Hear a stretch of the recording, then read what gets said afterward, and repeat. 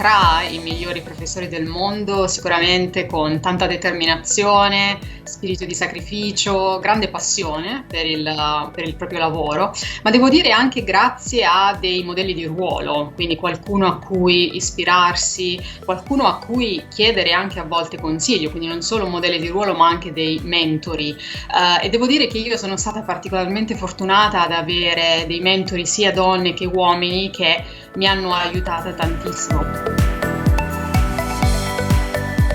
Il design thinking è un approccio alla risoluzione di problemi, specialmente problemi che sono particolarmente ambigui e particolarmente complessi, dove la complessità e l'ambiguità riguardano non solo le cause stesse del problema, ma anche le possibili soluzioni. Ed è un approccio alla risoluzione dei problemi che si basa fondamentalmente sull'empatia, cioè sul porsi dal punto di vista di coloro che il problema lo vivono sulla propria pelle, ma si basa anche sulla immaginazione, sulla curiosità, sulla creatività, sulla voglia di sperimentare e soprattutto sul coraggio di provare nuove strade, sapendo che magari alcuni di questi tentativi possano non portare da nessuna parte.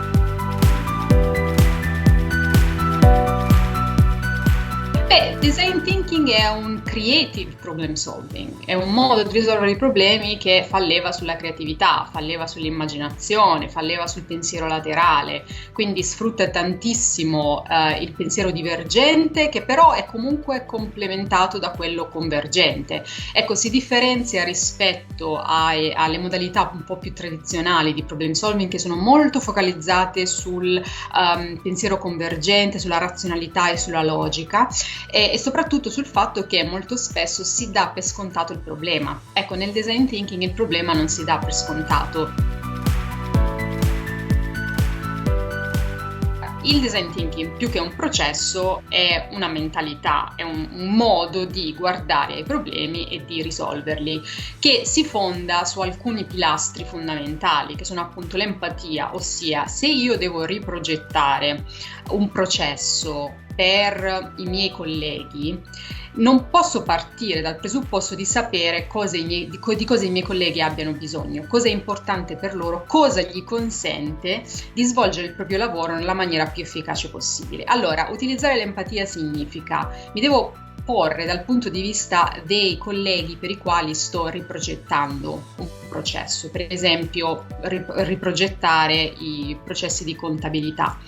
Quali sono i bisogni dei miei colleghi del Dipartimento di Contabilità? Quali sono le barriere, gli ostacoli, i problemi che incontrano? Quello è il primo passo, cioè parlare con queste persone, magari spendere del tempo per capire effettivamente come lavorano e come potrebbero effettivamente lavorare in maniera non solo più efficace, ma in un modo che magari dà loro più soddisfazione. Ecco, solo in quel momento noi siamo in grado di dire ok, una volta che abbiamo effettivamente capito il problema dal loro punto di vista, allora bisogna cercare di provare a sviluppare più soluzioni possibili, coinvolgendo anche gli stessi colleghi della contabilità, perché la co-creazione è un'altra delle caratteristiche fondamentali del processo di design thinking, cioè io progetto insieme agli utilizzatori finali della mia soluzione, che in questo caso è un processo.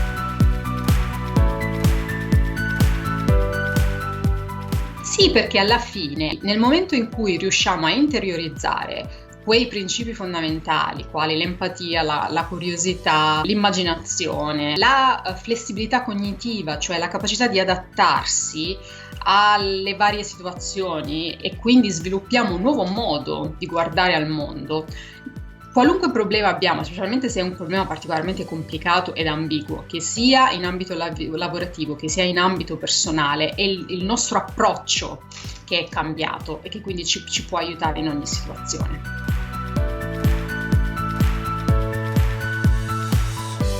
Allora, design thinking e innovazione sono legati a stretto giro, direi, perché comunque il design thinking è quello che consente di capire quali sono i bisogni che non sono soddisfatti Okay? E quindi poi, grazie all'uso dell'immaginazione, del pensiero laterale, consente di sviluppare veramente delle soluzioni che sono differenti rispetto a quelle già esistenti.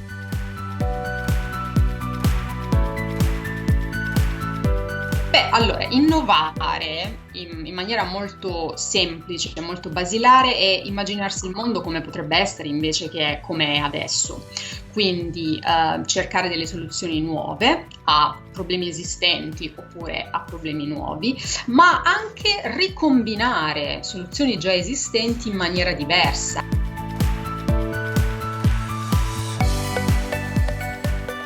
In questo momento storico la capacità di innovare è fondamentale. Direi che è una questione di sopravvivenza per le aziende in generale, ma anche per i lavoratori.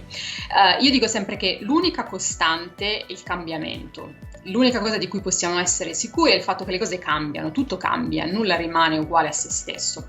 E quindi più siamo in grado di sviluppare flessibilità cognitiva nel modo in cui pensiamo, nel modo in cui agiamo, nel modo in cui lavoriamo, più siamo in grado di rispondere al cambiamento o rispondere alle crisi in maniera molto più agile.